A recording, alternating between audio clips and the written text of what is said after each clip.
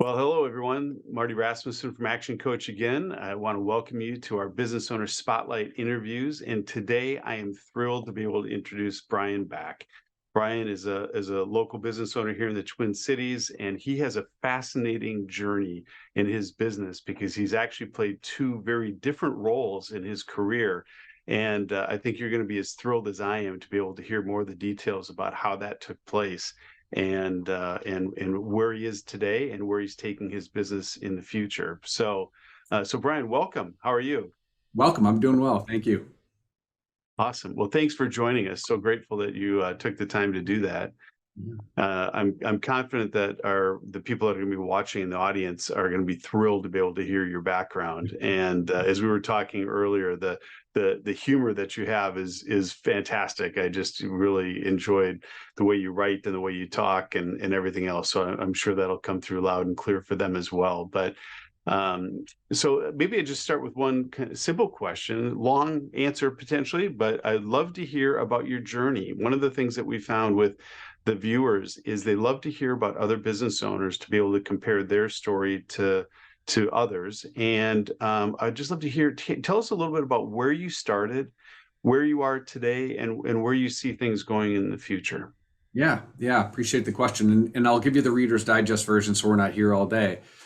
At the end of the day, I started my career as a CPA in accounting, and I transitioned into doing recruiting work. And that surprised you as you kind of read through my bio. You seem to think that there's a big leap in that, but I say that they are intimately connected.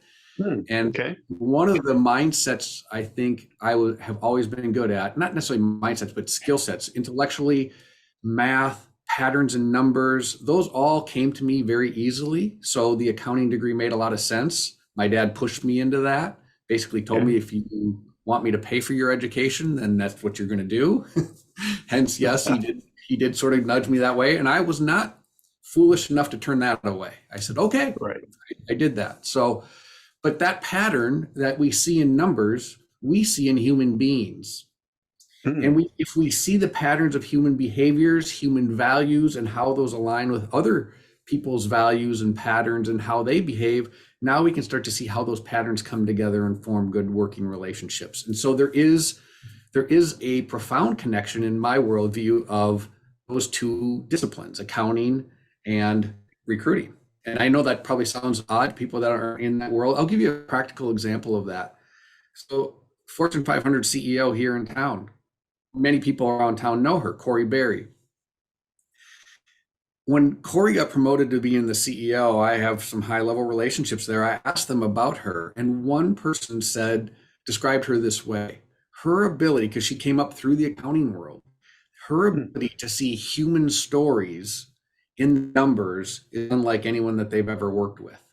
Human stories in the numbers, the patterns of the numbers. She's able to tease out what's going on in humanity and in our human interactions with Best Buy. So there is something very profound about that. So that's, I think, the connection I make personally to moving numbers into a human-based business. There are still patterns, and I still see them. And I think that that's what's so interesting and enjoyable for me, moving into that world. So I did start a firm on my own back in 1998 and owned that for 10 years. It was a consulting and recruiting firm, and it was specific to accounting and finance.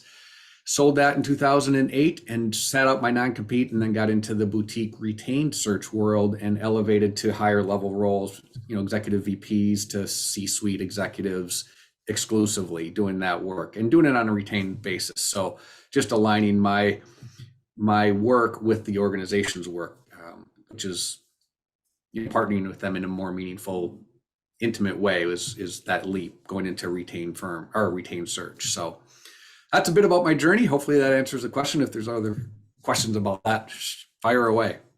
Yeah, no, that's interesting about patterns in people and numbers because I tend to be a pretty analytical person but yet at the same time I'm a very people-oriented person too, so I can appreciate the way what you're describing. So your business today is executive search, and tell us a little bit about Maybe a little bit about why you got into that specifically and where it is today, both for you as a business owner, as well as what you see this kind of the state of executive search in the 2023. Yeah, those are great questions because things are obviously changing dynamically in the world. So, um, maybe just dealing with where I see things going, because that might be more relevant to your audience. Recruiting is obviously, we have more technologies, more available tools at our disposal than ever before. When I started in recruiting, it was all about, did you have a database of people that you had access to that was privileged, that an organization wouldn't have access to, that made you relevant to them, that they would then hire you to go find that person because you had this database. It was all about a database. Hmm. Today, social media has made databases in our business virtually irrelevant. Everyone can find everyone. You can find the same people I can. It's called LinkedIn for the most part. Right.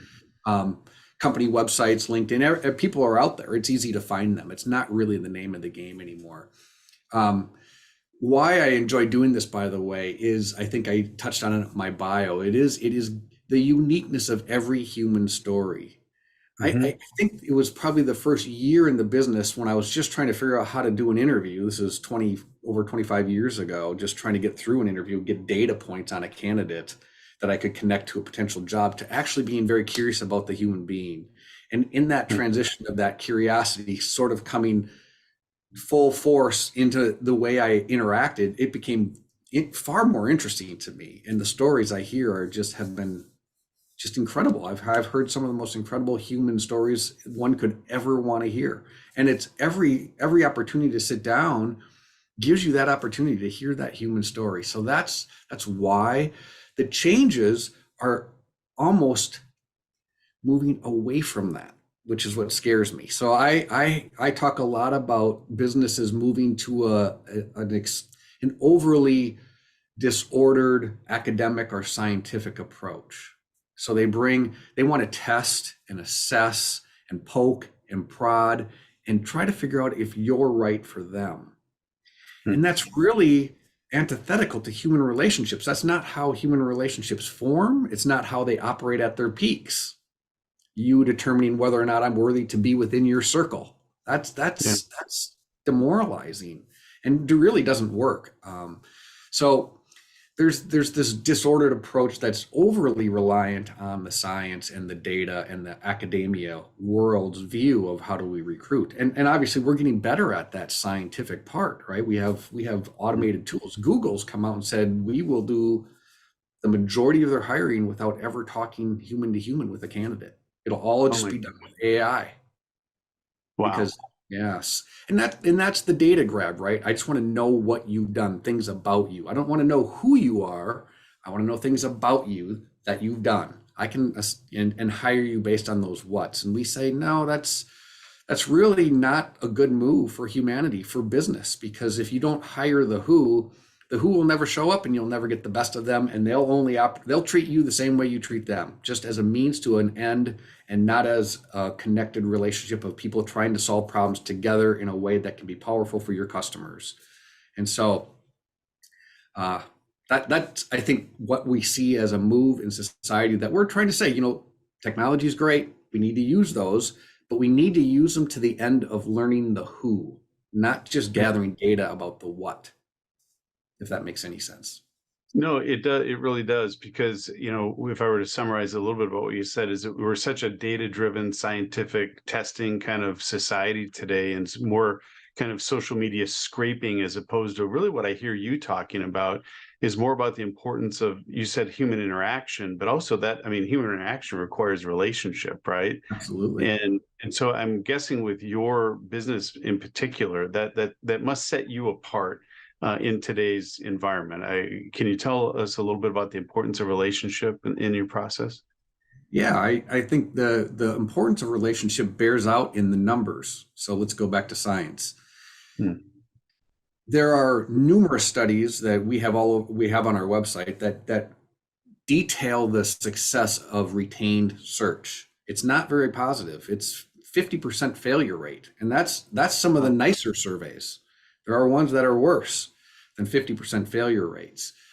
And so why does that happen? Well, when you've been in my situation for as long as I have, 25 years of interviewing candidate after candidate after candidate, there are themes that come up. The number one theme that comes up from candidates and frankly from companies is that from a candidate, it sounds like, I thought I was going to be doing X, but it was really Y. I thought I was getting into X, but it was really not that at all. It was Y. And so there is this absolute disconnect in companies. I thought I was getting X, and we really didn't get that at all in this candidate. So they're not getting to the who's. And it invariably, I would say, companies have gone down the path of creating brands at the expense of sharing their realities. What's really going on in this company? No, they're more concerned about sharing their brand with a candidate because that sounds really great, but it's really not who you are. And you've just set the relationship up for failure because I don't trust you anymore. And I'm walking in the door and I'm immediately don't trust you. It's not gonna last. It's just not gonna work. So we have to understand the realities of who we are as a business, and we have to share that with candidates. Candidates, likewise, have to be honest about who they are. We see that in society all over the place. So that aspect of transparency has been, kind of, I would say, muddled by this idea of creating this employee brand. That's been, in some sense, that's good because it's aspirational. Well, you can have aspirations as a business. You should have aspirations as a relationship with your employees. That should be an ideal. And you should share that with everybody, but you should also tell them the reality. So we see the gap. This is where we are, but this is what we aspire to do. You should share that in the interview process, because if that candidate says, I can deal with where you are because I know where you want to go and I'll help you get there. And now you've created an entirely different dynamic. Not only have you not disappointed them, you have them level set and you have them going to aspire to achieve what you actually want to achieve, your brand in its fullest. So that reality is vital, and I think there's a miss in that in the world. But I can't remember what the question was now that you asked me. No, it's right. It's right on. And actually it prompts a conversation I had with someone, some friends of mine down in Phoenix, Arizona, and we had kind of a similar conversation, but we got talking about culture. And the way he responded is he goes, here's who he didn't use the word aspire to. He goes, but here's our mission, but we do it imperfectly. Yes. And we're trying every day to be moving in that direction, but we're imperfect people doing an imperfect process. But we have our intentions set in a way that we want to be these things to our employees, to our staff, to our customers, and to the local community. And it sounds like you're kind of saying the same thing with that transparency, right? Don't set people up for false expectations. Yeah, I mean, if you just listen to the feedback of those candidates, right? I thought they told me one thing and something else was true. That is the most common, and that's happened at the CEO level. So that's, I mean, it's not immune to the upper level echelon positions that are out there in the world. So yeah, there has to be this sense of reality. I use dating analogies often because they work. If you want to try to express to somebody you're interested in dating and you express nothing but lies and it becomes revealed very quickly, that dating relationship's just going to end. Whether it ends and I would say the employee relationship, whether it ends immediately or it just ends in its optimization, it's going to end. It's just not going to work effectively for you. You violated a very powerful human notion of trust, and you just can't violate that. Yeah, it's hard to get back for sure. It is very hard to get back. Yeah. So tell me, who is your client? Is your client the individual, or do you really truly represent the employer, or do you do both? No, we represent the employer. So we are retained by a company looking for someone on their executive leadership team. So, yeah. And so where do you see the industry going? I know it's a little bit of a crystal ball question, but Yeah. I mean, we are kind of this unique time frame, but I'd love to hear your perspective on where you see your industry going. Yeah, I don't know that there's any way to get away from human interaction entirely in at these levels of hiring, but that move is there. It's, you know, we're doing more of these kind of meetings. You know, there's a separation. So we have this belief that maybe CEOs can be not present in our corporate offices. I see more of that happening. Um, and I don't want to say that that's not good. It's more difficult for sure. I've worked with CEOs of multi-conglomerate organizations that have global presences, and they've got, you know, disparate offices, and they have to lead all of those offices. And so I've seen that done really incredibly well, and have become friends with a former CEO, he's retired now, that did that incredibly well in this age of video meetings. So what he did, I've never seen anyone do it, and I would encourage every organizational leader to mimic what he did. It was incredible, and he still has a consultancy today that he calls Doing Core Values, and that his name is Bob Keeler. If people are interested in looking up Bob, he's from the UK, and he's just a fascinating guy. He's got a TED Talk out there about doing core values, not just, you know, putting them on a placard or on a screensaver or wherever else core values tend to show up in a company's paraphernalia. Yeah. He actually, no, you got to do them, and there's a particular way that he did them, and it was phenomenal. Wow, that's great. So is there, tell us a little bit about your business. Do you have any industry specialties or size of companies that you work best with, or tell us a little bit about that so the audience knows how they may be able to learn from you and maybe even be able to reach out to you? Yeah. I mean, industry agnostic. We've done searches in all industries: healthcare, manufacturing, professional services, hospitality. We've done it all over the course of our years. I would say size-wise becomes more probably framed around mid-sized companies, maybe small companies if they have the resources to retain a search firm. There can become financial burdensome to real small companies. But mid-sized companies, I would say, although we are size agnostic as well. The approach that we take, it doesn't matter the size. The results we would get, I would say, across the board. It's been, you know, we've got enough history, enough empirical evidence that would say this is just better than the way most organizations do it. So size really doesn't matter. Yeah, mid-sized companies is probably our sweet spot. Okay, that's good to know. And then what about positions? The particular positions, is it just strictly the C-suite, or do you get into some of the next level down, the directors and VPs and that type of thing? Certainly, we can get engaged at the VP level. A lot of our clients, once they've started working with us, will ask us to do director level searches, and we likely would do that work. Not necessarily always, but if it was something that we felt was conducive to once you start going down into some more nuanced, in the weeds leadership positions, then we start talking about, okay, now it becomes technical. You have to have some technical acuity in those areas. And if that's technically not where we are, if you're better served by someone else, we would definitely tell you that. But if it's enough of a leadership position where the leadership acumen matters more than the technical acumen, they both always matter. But if really we're looking to generate great leadership and great teams, and you want someone to do that would be ideal for where we would position ourselves. Okay, that's super helpful. Maybe one last question before we wrap up, and that is, if you were to offer up maybe your advice or part of your journey that you know, a key learning that you've garnered over the past 25 years that may be of benefit to somebody else, whether it be in your industry or just a business owner in general, is there anything that stands out in your mind that you'd say, wow, I really got that lesson? Yeah.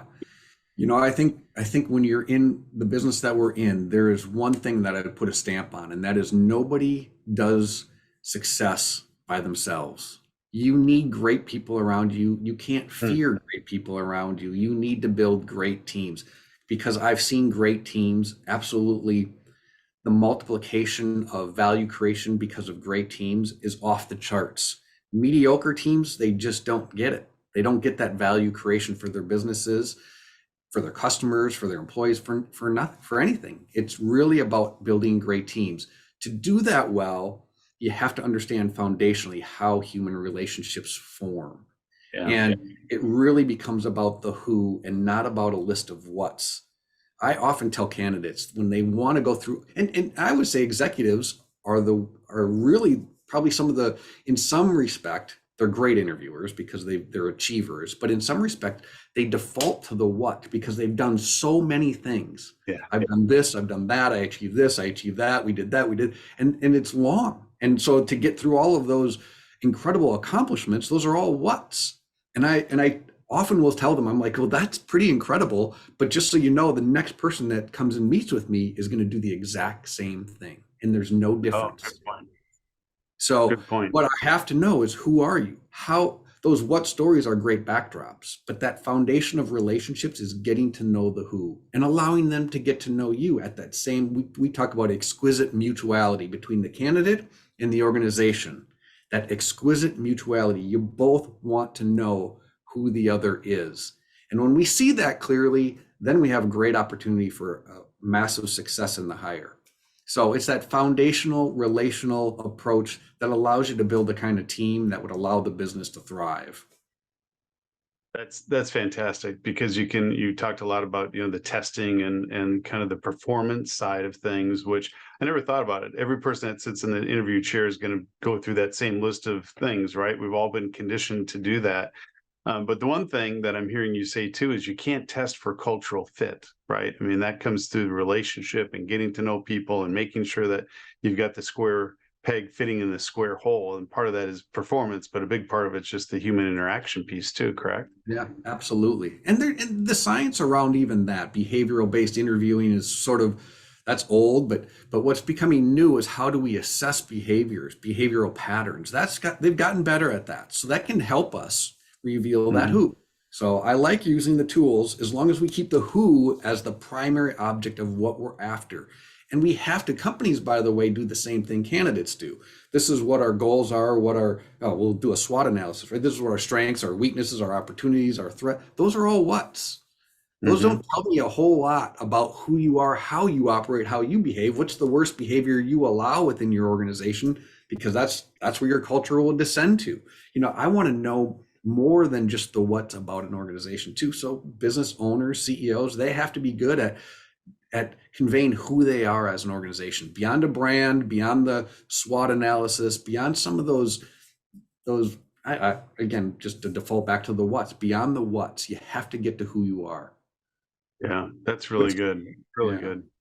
Yeah, in fact, one thing that goes through my mind as you're talking to is the in the who part of it. Marshall Goldsmith wrote a book called Triggers, and it's all about what are the things that trigger me as a person, right? And what does my employer maybe need to be careful of, and in terms of me getting triggered, and what do I need to do to be better at not getting triggered? So yeah, that's good. Well, so grateful for your time. But before we go, Brian, tell us a little bit about how we can get in touch with you. You seem to have just a great background and experience in the executive recruiting space. I'd love for people to know how to reach out to and get to know you. Yeah. And just so I would say for everyone out there, we do offer free consultation. We give away our approach. On our website, you'll see a book, an ebook about our approach. It details it all out as much as we can in a relatively short ebook, but there's a lot of detail in there that'll probably help most business owners, leaders that want to hire well. 25 plus years of doing this, the business has been great to me. It's an imperative to me to share that. To not share that freely share that is just, that would seem silly to me. I mean, it's probably the same reason somebody gets into coaching, right? Give away the things that we've learned in our professional lives. So we are happy to sit down with you and freely share with you perspectives on how to go about a search if you're looking for a key executive. If you want to hire us or retain us, great. If not, we're happy to share what we know. But our website, which is hansenbach.com, maybe I should spell that, which is HANSEN, and Bach is spelled BACK, like back. So hansenbach.com. And on there, you'll see our phone numbers. We're not hard to find. We try to make that pretty easy. It's on my LinkedIn profile, my phone number. If you want to reach out to us, you can do it at either one of those places. But would be happy to share and give away all the things that we've learned freely. Fantastic. Well, that idea of giving away is oftentimes rewarded. I know that for sure, at least in my business career. So that's terrific. Well, Brian, thank you for your time. We're grateful that you were willing to share your background, your experiences, your journey from CPA to a professional in executive search. We're grateful for that, and I just want to encourage everybody in the audience, take the time to get to know Brian through his website and some of the areas that he mentioned, and take the time to learn how they work and to see if there's an opportunity for you as business owners to be able to potentially at least develop a relationship with Brian and maybe even do work down the road someday. So thank you all for joining us, and we look forward to seeing you in the next interview. Thanks, Brian. Thank you, Marty.